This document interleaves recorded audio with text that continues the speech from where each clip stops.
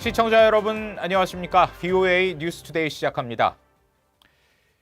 스티븐 비건 미국 대북 특별대표가 이 협상 연말 시한은 북한 스스로 정한 것이라면서 이후 북한이 도발한다면 아주 큰 실수가 될 것이라고 경고했습니다. 또 북한은 기회를 놓치지 말라면서 실무 협상에는 권한 있는 최선희 외무성 부상이 나와야 한다고 밝혔습니다. 첫 소식 김칸희 기자가 보도합니다. 미국 국무부 부장관으로 지명된 스티븐 비건 대북 특별대표는 인준청문회에 출석해 북한 문제에 대해 분명한 입장을 밝혔습니다. 북한이 제시한 연말 시한은 유감스럽게도 미국이 아니라 북한 스스로 정한 인위적인 것이라고 일축했습니다. 그러면서 북한이 연말 시한을 넘겼다면서 도발 행위를 한다면 이는 기회를 놓치는 것이 될 것이라고 경고했습니다.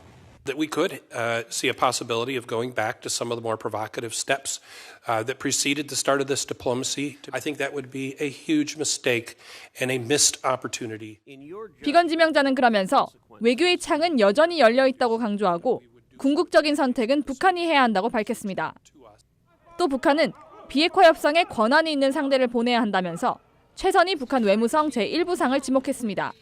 The person who needs to negotiate with me in North Korea is the first Vice Minister of Foreign Affairs, Choi Sun-hui. So far, she has not participated in these negotiations in a meaningful way.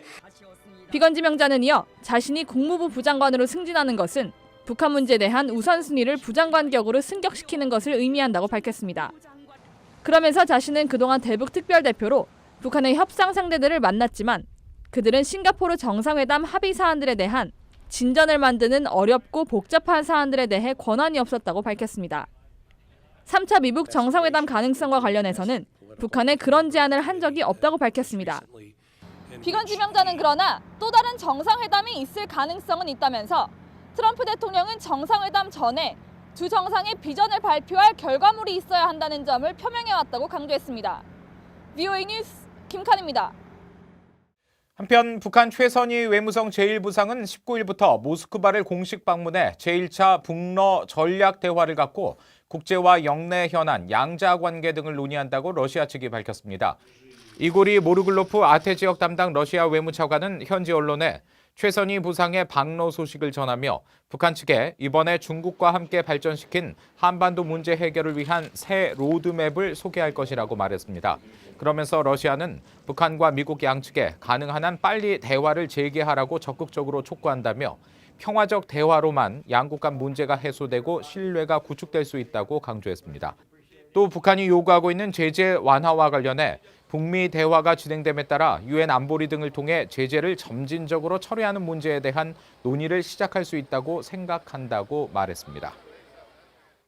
한일 군사정보보호협정 지소미아 종료를 앞두고 미국 상원에서는 외교위와 군사위 지도부 전원이 초당적으로 참여한 지소미아 종료 결정 취소 촉구 결의문이 상정됐습니다. 이 하원도 지소미아 종료를 반대하고 있는데 이틀 남은 상황에 어떤 변수가 될지 주목됩니다. 이조은 기자의 보도입니다. 미국 상원 외교위와 군사위 중진 의원들이 한국 정부의 한일 군사정보보호협정 지소미아 종료를 철회하고 연장을 촉구하는 초당적 결의안을 상정했습니다. 20일 VOA가 입수한 결의안은 지소미아의 중요성을 재강조한다면서 한국이 영내 안보 협력을 약화시킬 수 있는 조치들을 어떻게 해결할 수 있을지 검토할 것을 촉구했습니다. 또 일본과 한국의 신뢰 회복과 균열의 근원을 해소하라고 촉구하면서 한일 갈등은 적국들에게 힘을 넣어줄 뿐이라고 강조했습니다. 결의안엔 반 메넨데즈 외교위 민주당 간사와 제임스 이노프 군사위원장, 잭 리드 민주당 간사 등 상원 외교위와 군사위 지도부 전원이 참여했습니다. 제임스 리시 외교위원장은 결의안 발의에 앞서 스티븐 비건 국무부 부장관 지명자 인준청문회 자리에서 한국 정부에 의한 한일 군사정보보호협정 종료 상황을 지적하며 비생산적인 조치라고 비판했습니다. South Korea has taken the counterproductive step of moving to end its participation in a key information sharing agreement with Japan. We have a critical week in that regard this week. This increases the risk to U.S. forces in Korea and damages the U.S.-Korea alliance. 한일 군사정보보호협정 지소미아는 한국 정부가 종료 결정을 철회하지 않으면 오는 23일 0시부터 효력이 상실됩니다. 한국 정부는 앞서 안보상 신뢰할 수 없다는 이유로 수출 규제 조치를 한 일본과 군사 정보를 공유하기 어렵다며 지소미아 종료를 결정했습니다. 일본이 수출 규제 조치를 처리하지 않는 한 지소미아 종료 결정을 재고할 수 없다는 입장입니다. 하원의 움직임도 주목됩니다. 하원의 엘리엇 엥겔 외교위원장과 애덤 스미스 군사위원장도 최근 VOA에 지소미아 연장을 촉구한 만큼 상원처럼 지소미아 종료 철회를 촉구하는 결의안을 발의할지 주목됩니다. VOA 뉴스 이존입니다. 11월 20일은 유엔이 지정한 세계 어린이날입니다. 북한은 어린이들에 대한 권리 보호와 증진이 국가의 최우선 과제라고 말하고 있지만 현실은 그렇지 않습니다. 국제사회는 북한 어린이들의 강제 노동과 영양 부족 등 북한 당국에 의한 인권 유린을 지적하고 있습니다. 이현철 기자가 보도합니다. 북한 정부가 내세우는 대표적인 자랑거리 가운데 하나는 대집단 체조입니다. 북한 당국은 어린이 수천 명이 동원되는 이 행사로 화려함을 자랑하지만 국제사회는 이 집단 체조를 강제 동원과 가혹한 훈련, 체벌이 가해진다며 심각한 어린이 인권 유린으로 지적했습니다. 유엔 북한인권조사위원회는 2014년 보고서를 통해 북한의 대집단 체조가 어린이의 건강과 행복에 위험한 일이라며 이는 분명한 유엔 아동권리협약 위반이라고 밝히는 등 국제사회는 계속 우려를 제기하고 있습니다. The United States remains concerned about abuses of labor rights, including forced labor, child labor, unsafe working conditions. 앞서 미 국무부는 지난 3월 북한 인권 보고서에서 어린이들에 대한 공장이나 농장 배치 문제를 지적했습니다. 특히 이런 강제 노동으로 어린이들의 신체적, 정신적 상해와 영양실조, 탈진, 성장장애 등이 발생했다고 밝혔습니다. 어린이 수천 명이 부모와 함께 노동 수용소에 감금돼 강제 노동을 하고 있다는 비정부 기구들의 보고도 거론됐습니다. 북한 어린이들의 영양 부족은 가장 심각한 문제입니다. 유엔은 지난 3월 보고서에서 만성적인 영양 부족으로 북한 어린이 5명 가운데 1명이 발육부진 등의 건강 위협을 받고 있다고 지적했습니다. In 2019, 140,000 children are estimated to be affected by undernutrition, and of those, 30,000 children face an increased risk of death. 유엔 아동권리위원회는 2017년 북한에 대한 심의 후 발표한 최종 견해를 통해 어린이들에 대한 고문과 가혹행위 중단을 촉구했습니다. 또 강제 북송되거나 정치범 수용소에 갇힌 어린이들을 상대로 한 북한 당국의 가혹행위와 처벌에 대해 깊은 우려를 표했습니다. BOA 뉴스 이현철입니다.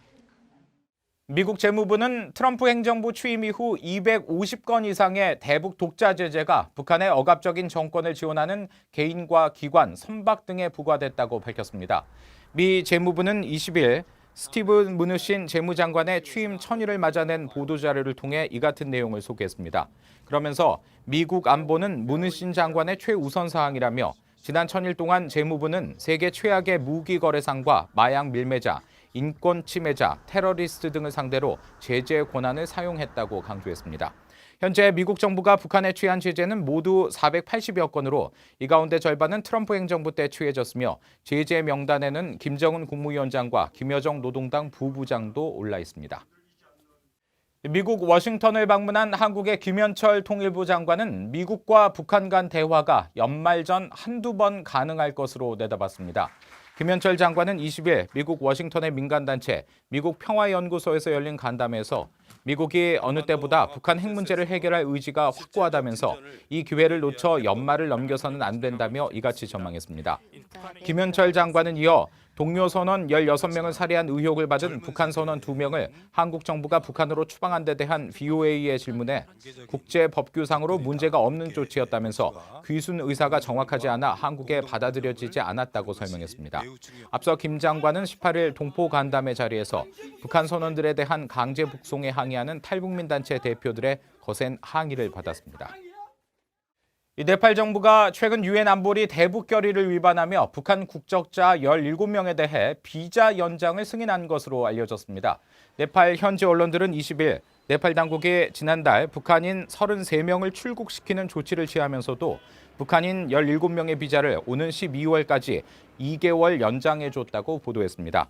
그러면서 이는 북한 국적자들에 대한 신규 노동 허가 발급을 금지한 유엔 안보리 결의 2375호를 위반한 것이며 이에 대해 미 정부 당국자가 네팔 외교부에 유감을 표시했다고 전했습니다. 이상으로 VOA 뉴스투데이 마칩니다. 함께해 주신 여러분 고맙습니다.